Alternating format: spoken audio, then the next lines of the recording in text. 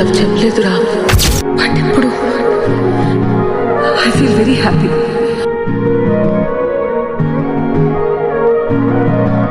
Don't get me wrong, I'm happily married. I have 2 beautiful kids. Just that